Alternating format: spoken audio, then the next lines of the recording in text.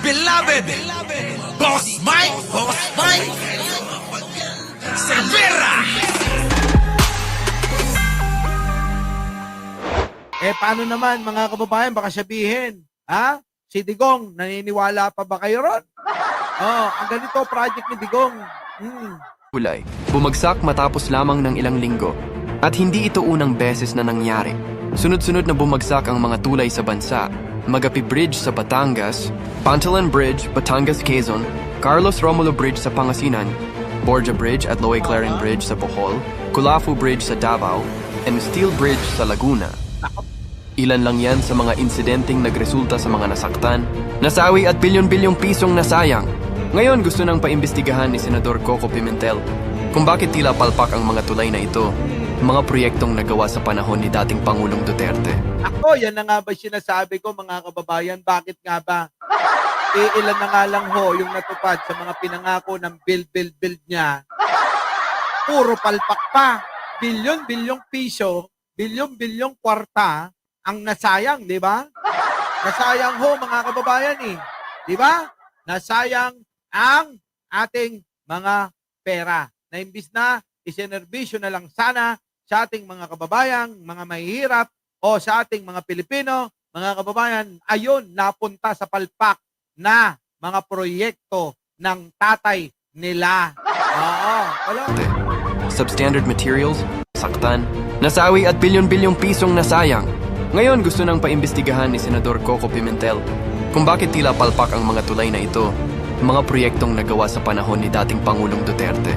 Substandard materials, kakulangan sa oversight, posibleng corruption.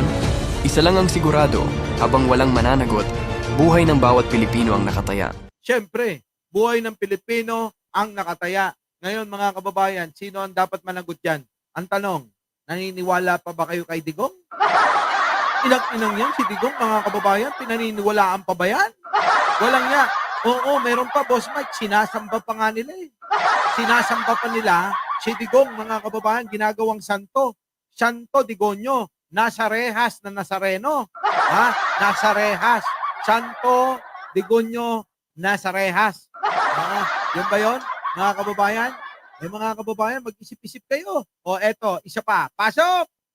Pakinggan nyo muna to. Makinig kayo sa mga DDS na ang mga nararamdaman na lang ay awa para makisimpatya dito sa matanda. Pakinggan nyo are mga kababayan ko, bago kayo maawa-awa sa taong isang berdugo, mamamatay tao, magnanakaw, at walang pagmamahal sa bayan, taliwas sa sinasabi niyang mahal niyang bayan, pakinggan nyo to. Pasok! Naawa ba kayo kay Duterte? Pakinggan nyo muna to. Inulugmok niya sa utang ang ating bayan mula 6.09 trillion pesos, lumopo sa 13.42 trillion pesos ang utang natin. Mahigit pa sa doble yan.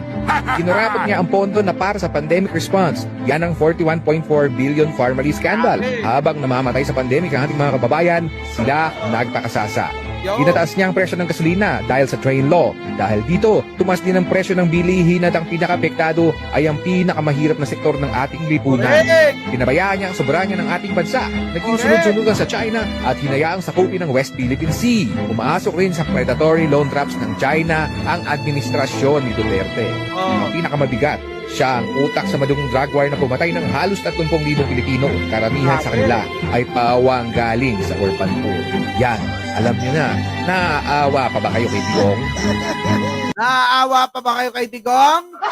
Kabubuhan niyang awa na yan. Kabubuhan, kamangmangan at katangahan. Katangahan, kabubuhan at kamangmangan. Yan, balibalik ka rin nyo na lang. Balibalik na rin nyo na lang. Yan ang tamang termino para sa inyo. Kininayo amin, Apo. So, ito na mga kababayan, tignan nyo, pakinggan ninyo, Naawa ba kayo kay Duterte? Ako, hindi ho. Kahit konting awa, wala. Pakinggan nyo muna to. Inulugmok niya sa utang ang ating bayan mula 6.09 trillion pesos, lumopo sa 13.42 trillion pesos ang utang natin. Ngayon, binabaliktad nila, gumagawa sila ng fake news. Sinasabi nila yung utang daw ni Digunyo, inutang daw ni Pangulo. Kita nyo? Abay, nagkalat sa social media.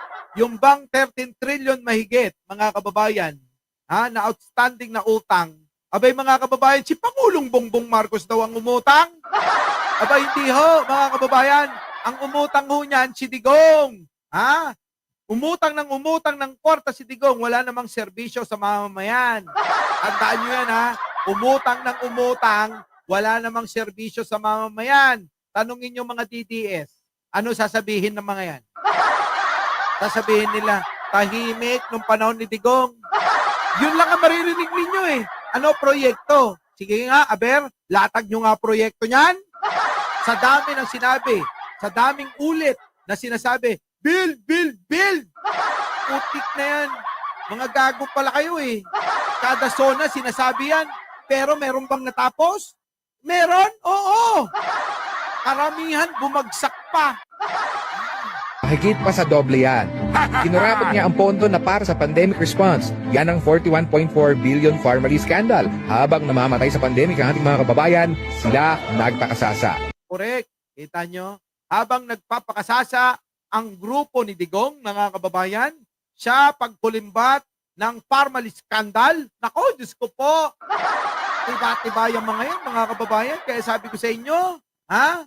Hindi ito mauubusan na ng mga kwarta. Oo. Abo na lahat ang katawan natin, mga kababayan, pero yung kanila, oo, hindi pa nauubos katiting ng kwarta nila. Ginataas niya ang presyo ng gasolina dahil sa train law. Dahil dito, tumas din ang presyo ng bilihin at ang pinaka-apektado ay Ayan nyo, pati gasolina ho, napakataas nun. ang pinakamahirap na sektor ng ating lipunan. Pinabayaan niya ang soberanya ng Tayo ho ang apektadong mga mamamayan. Tayo ho ang apektado, mga Pilipino, sa ginawa nitong kinang inang digunyo. Oo, tuloy. ating bansa. Naging sunod-sunugan sa China at hinayaang sakupin ng West Philippine Sea. Ayan, isa pa, mga kababayan. Oh, narinig nyo po ba na ipagtanggol niya yung Pilipinas? Mag-isip nga kayo. Isipin nyo maigi. Kailan ho ba pinagtanggol ang Pilipinas ni Digong sa mga mananakop ng ating mga teritoryo? Kininanangalakay, di pa yung matay. Umaasok rin sa predatory loan traps ng China ang administrasyon ni Duterte. Ang pinakamabigat, siya ang utak sa madugong drug war na pumatay ng halos 30,000 Pilipino. Kita nyo, mga kababayan, napakaraming namatay nung panahon ni Digong. Tinakot tayo. Ha? Dahil kapag hindi ka, sumunod sa gusto niya, papatayin ka. Diba? Papatayin ka, sigurado. Karamihan sa kanila ay pawang galing sa orphan poor. Yan, alam nyo na, naaawa pa ba kayo kay Digong? Ngayon, alam nyo na. O, naaawa pa ba kayo kay Digong? Utik na yan, di pa matay-matay, Ha? Sa totoo lang, kung hindi lang masama, ipanalangin na mamatay na si Digong doon. Aba, mga kababayan, pinanalangin na natin sa lahat ng simbahan, eh. Oh, di ba? Kung hindi lang masama na ipanalangin, na mamatay na si Digong, ipinanalangin na sana natin sa Pamilya Sagrada, sa simbahan diyan sa Milan, sa lahat, mga kababayan na simbahan. Kaso mga kababayan, ang sama daw yun. Masama. Bawal magmura, mga kababayan. Samantalang si Pangulong Bongbong, eto! Dami, mga kababayan, proyekto.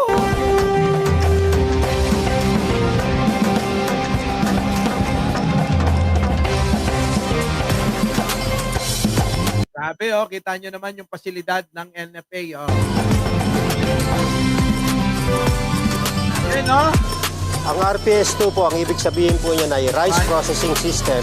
May kasama po itong mga dryers para po maganda na yung proseso ng paggigiling ng bigas, mga kababayan.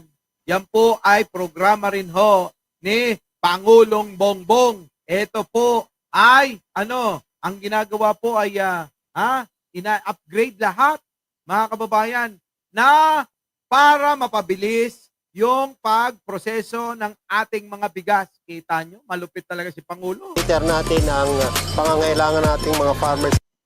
Lahat ng mga pangangailangan ng mga farmers ay eto na po. Naku, Diyos ko. Matindi. Our beloved Boss Mike Cervera.